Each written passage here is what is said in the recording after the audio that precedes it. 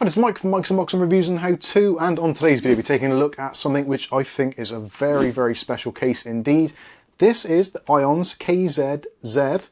This is their take on the Lianli O11 Dynamic. There's lots of other cases on the market with kind of similar looks to this, but this comes in at a spectacular price in my opinion. This retails currently at the end of August 2023 at somewhere in and around the £60 mark or less. And also comes with a whole host of options if you want to have it with addressable RGB fans, if you want just plain white fans, no fans at all, which is the lowest price. Also there's available black versions as well, so if you want a black version. And believe it or not, there is actually a cut down version size of this in micro ATX. So if you don't want something quite as big as this, and you've got a micro ATX motherboard, then potentially there may be an option for you. And this is all part of the IONZ Dual Dynamic Advanced range, of which, again, there's lots to choose from. So in today's video, we're going to go through, do a bit of a teardown, show you what it's all about, talk about some of the advantages of this particular form factor. I'll be honest with you, straight away, I love this form factor. I really do. The kind of dual chamber setup is really good for me because you can put everything on show at the front. You can have all the business stuff at the back, all your cable management, wiring, etc. Keep that all hidden. And also, it's very good for access. So if you're someone like myself who likes to fiddle around with your PC and change things out, swap parts out, this is actually really easy to access. Just 4 thumb screws on the front and you can remove the glass panel and you've got access to pretty much everything, which is absolutely great.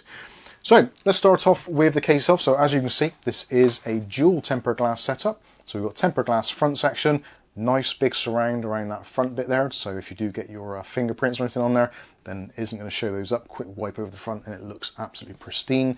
And the same can be said for the side as well. We've got this really nice section around the outside. So again, if you're holding it with your fingers, your fingerprints are going to be behind the white section there, easy to wipe off. I like as well the fact that a lot of companies are doing this now, but IONZ are doing it also, is the fact if you're going for a white case, rather than having black screws or black thumb screws, they've tried to kind of color code it a little bit. So you've got some chrome or silver accents on there, which don't stand out massively, and I think actually add a slightly premium look. Next, we'll take a look at the back of it. So at the back here, so we've got option for a 120mm fan. You've got your regular I/O there, a little bit of airflow at the back. At the bottom, this is where the kind of dual chamber design comes into effect. So your power supply is on this side of the chamber. Then there's a separate chamber at the front for your motherboard and your peripheral cards, etc. All of the PCI Express blanking plates are completely non-captive, so you can take them out, reuse them, all that kind of stuff, which is really nice to see, especially on a more budget-orientated case. Moving around to the back side, so we see airflow, again, is one of those key things with this type of design, because potentially you're going to put some high-end components in here. So we've got a dedicated section here for taking fresh air into your power supply, which is filtered as well on the inside, should you wish it to. And also this bit here, so the pass-through for the fans or radiator on the side, you can blow through the air to the back. The only thing which lets this down very slightly, in my opinion, are these thumb screws, which are really hard to get off, so you probably will need a screwdriver. I've just about managed to get that one off, but yeah, you potentially might need a screwdriver for that. So with the screws removed, you can remove the side panel in its entirety, and actually on the inside you can see they do come with these magnetic filters, which if you want to use them, you can do. Again, it's entirely up to you depending on which orientation. If you're using these sections as exhaust or something, then maybe you don't need to worry about it so much. With the power supply, you probably do want to have that filtered. Whilst we're in the back here, traditionally we do it the other way around, we look inside first, but we'll take a look at the back here because I think it's actually quite an interesting layout. So this is the back compartment, so you've got access to the processor and various cooling options, etc. You've also got this drive mount as well, which you don't necessarily have to use if you don't want to. When it comes to drive storage in here, they're saying 2 3.5-inch drives, which can be mounted in this top section. There are rubber dampeners in there as well to absorb those vibrations, and lower down you've got options for 2 2.5-inch drives. And of course, if you want to, you can put 2.5-inch drives up here as well. Due to the fact you've got a ton of space here, if you're getting a bit clever with some Velcro or something, you can put drives basically wherever you want to. But officially on this mounting bracket, you're looking at 4 drives in total, 2 3.5s and 2 2.5s. If you don't want to use this bracket or you feel it's in the way, then you can remove it quite easily. There are 4 screws, 2 at the bottom here and 2 at the top. So I'm going to quickly remove that so we can look in a little bit further. Something also I should point out with this removed, you can potentially mount it in various places. So there are actually 4 mounting holes there. So if you want to, you can kind of have the drives here. in the middle somewhat, or towards the far side, again depending on what you're doing, how big your power supply is and all those kinds of factors.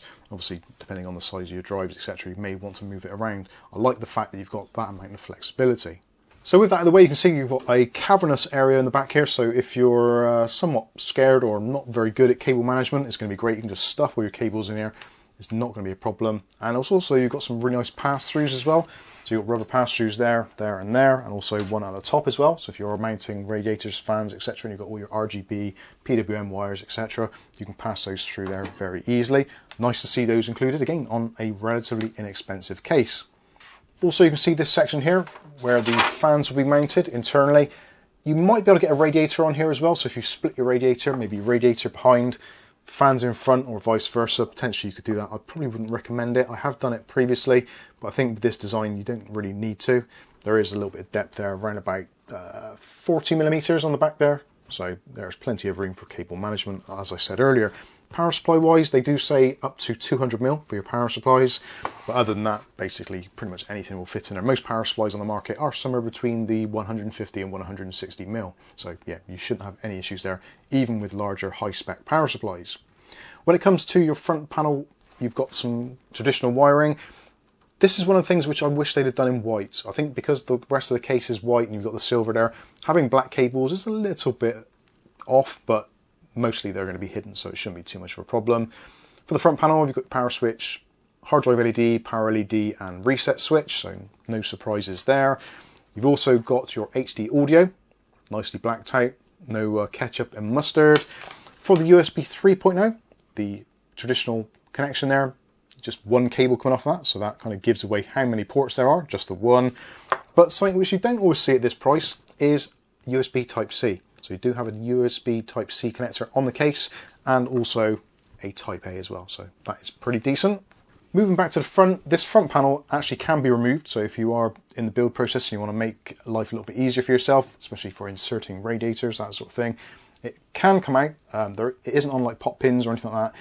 There are 4 screws, so you're probably seeing for some B-roll, did some earlier. There's 2 just inside here, and on the very back there's 2, one at the bottom there and one at the top. Remove those 4 screws and that glass panel comes out in its entirety. Before we take a look inside, we'll take a look at the top section. So on the top, what you'd expect to see, so we've got a magnetic dust filter on the top, which you can use if you want to, entirely up to you. If you don't have fans or anything on the top, it's probably a good idea just to put it in there, just stop dust or things dropping into the case. If you're using this as an exhaust for an AIO, which is probably the preferable place to actually put it, then I would probably leave that out just to give yourself a little bit more airflow. Only 120mm fans in here, no 140s, and you can put 3 120s in there, or a 360mm rad fits in there rather nicely. We've tried that out. We did have a deeper dive on this case actually in a live stream. I'll try and link that in the video description as well, so if you want to check it out in a more longer form video, then you certainly can do. Something else which we took a look at before is the I/O. So we've got a nice clicky power button. You've got your USB Type-C, which I thought was a Type-A to begin with because of the size of it, but there is actually a Type-C in there. Then you've got the USB 3.0 Type-A. Combo headset jack. Not overly keen on those, would have preferred to have seen a separate mic and headset, but I guess at least with that, there's only one hole, so you know exactly where you're plugging into, so whichever way you want to do it. 2 LEDs on the top there for your hard drive activity and power, and last of all there's a reset button. The reset button is actually super difficult to do, so if you just kind of reach on top and you're working out where your buttons are, the reset button actually does take a little bit of a press, so here to click, there you go. So it does need to be pressed down quite considerably, so a light tap on the top won't reset your PC, which is kind of nice. Before we look right inside, we'll take a look at the filtration on the bottom. This is actually a really nice design. So traditionally, I'm guessing, depending where you're putting this actual case, you're going to be having this side on show, the front not so much. So we've actually designed the air filter, so it pulls out from the bottom. So you can just grab that and pull it out. Nice wide mesh filter, which is excellent, like that a lot. Not as easy to put in to begin with, although there is little cutouts in the feet which kind of aid it a little bit, and especially on this angle, it's probably not going to be the easiest. And it does seem to catch a little bit, so it does require a little bit of manipulation to get it back in, but certainly a lot better than having to tip the PC over. Although that is exactly what we're going to do now, so we can take a look at the bottom. So again, looking at the bottom, let's take that again so you can see how that works. So it just slots into the plastic there. Again, Three 120mm fans on the bottom, no options for 140s sadly, which is actually probably better because otherwise it interferes with the cable management at the bottom, so that is fine. You can actually put a 360mm radiator in the bottom as well if you wanted to. Bizarrely, this will fit a 360mm radiator in the 3 positions, so in the bottom, in the side, and also in the top, although not all concurrently. So you kind of have to choose which one you're going to go with, otherwise you may find issues with fans and clearance, etc. But I think the fact that you've got the option for all 3 is pretty decent. Rubberized feet on the bottom as well to absorb all the vibrations, etc. So yeah, it's all pretty good. So now we can actually take the front panel off. Now the front panel, very easy to do, just these 4 thumb screws.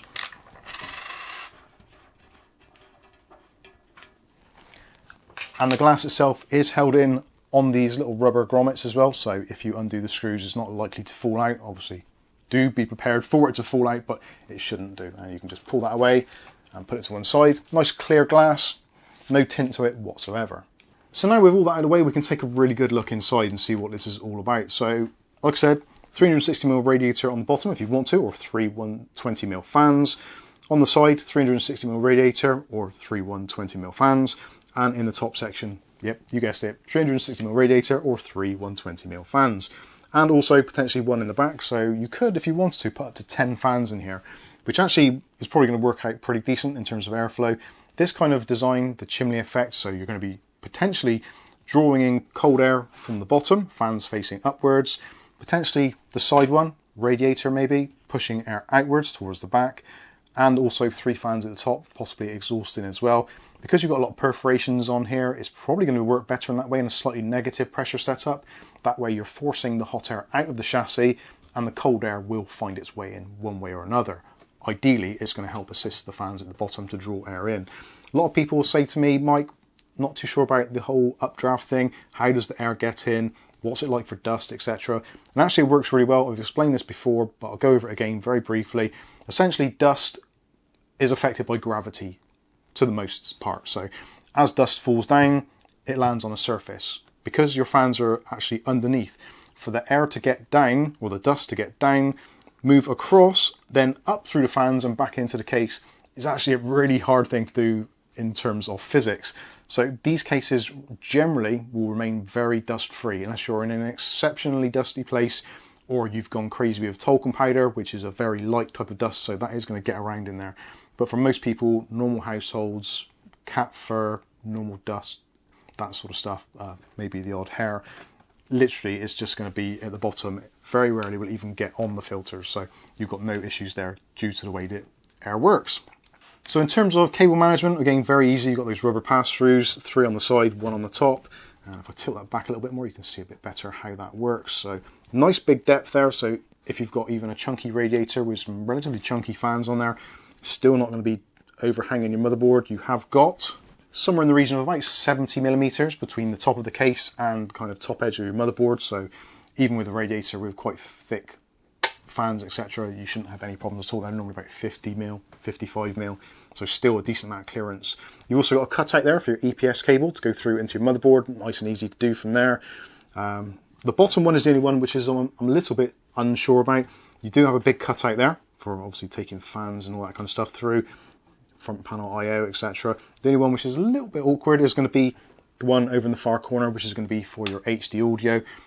If it runs through there, it's going to be fine. You're going to have your fans, etc. on the bottom anyway, so you probably won't see it. But yeah, just thought I'd point that out. It might make things a little bit more difficult. Other than that, plenty of depth. This section here, which is recessed, recesses somewhere in the region of about 40mm, I think it was. I've got some B-roll earlier where I actually measured it, so you can see even if you've got a radiator and fans on there, it's still not going to encroach on the space for your fans on the bottom. So if you want the side-mounted radiator for AIOs, it's going to be absolutely fine. When it talks about 360mm radiators, it is referring to AIOs, generally ones which measure up to somewhere in the region of about 400mm. I've tested ones previously on this which measured, I think it was 396, 397mm, and they fitted okay. The only one which was slightly problematic is the top one, due to there being a very small metal section here which runs up this channel, which hopefully you can see from that angle. And you can just about see there at the top, I've actually bent that over very slightly.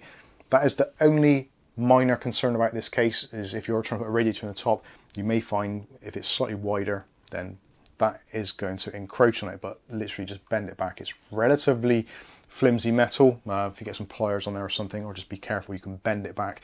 It's hard to do actually by hand. I'm trying now and I can't bend it any further. So the actual metal is very strong, which is unusual because normally these type of cases, especially in the more budget range, they tend to be quite flimsy, but this one's actually very sturdy, and even with most of the panels removed, it's still, there's a little bit of flex in it, but not a great deal. So a nice sturdy chassis to put your build in.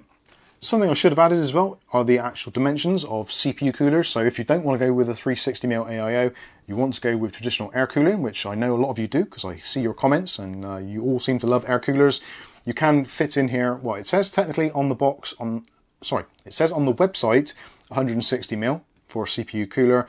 On the box of the packaging, it actually says 163mm.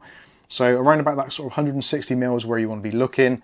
Again, obviously, if you want to know the exact dimensions, let me know in the comments when we do a build on this. Then I will try and work out, although it does differ slightly depending on your motherboard. Sometimes they're a little bit higher than others, like a couple of millimeters here and there. So if you stick with 160mm, I think you're going to be absolutely safe. If you want to go a little bit more than that, then yeah, potentially you could come unstuck.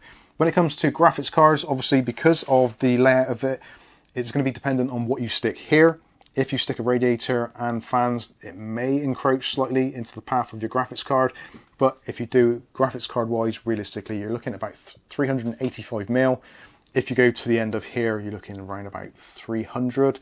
So again, pretty much any graphics card at all is going to be absolutely fine in there.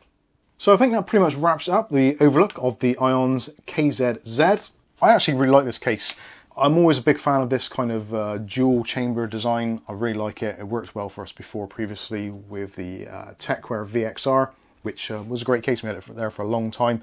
Potentially I might go back to this up here just for testing purposes because of the flexibility, being able to put big radiators in, etc. And it's a relatively compact form factor. I genuinely like it a lot. And I think for under £60 without fans, I think it's fantastic value for money. The case market at the moment is mental. Prices are all over the place, and most kind of budget cases now are heading towards the sort of 40, 50, 60 pounds mark. The days of those extreme budget cases seem to be coming to an end. So it's really nice to see that IONZ are bringing this out at a really good price point, very good quality, tons of flexibility. Yeah, this one is definitely knocking it out of the park. It's a little bit more expensive than we're used to seeing from IONZ. They generally tend to be somewhere between 25 to kind of 40, 50 pounds. So this is pushing their boundaries a little bit, but I feel that they've done it in such a way that the quality is there and it justifies the price entirely. So that is my thoughts on it. I'd love to hear what your thoughts are, so put those in the comments section below. And if you've got any other comments on this case or any of the other IONZ cases that we've reviewed, feel free to get in touch on our Discord. That's probably the fastest way of getting a direct response, or you can drop me an email or just leave a comment in the comment section below. I think that's going to wrap this one up. Hope you enjoyed it. If you have, smash the like button. If you want to see more content like this, obviously subscribe and click the chime button, etc. And more importantly, if you can and you like this video, then share it with your friends because it all goes to help the channel. So that wraps it up. I've been Mike. This is Mike's Unboxing Reviews and How To, and hopefully we'll catch you in the very next video. Thanks for watching.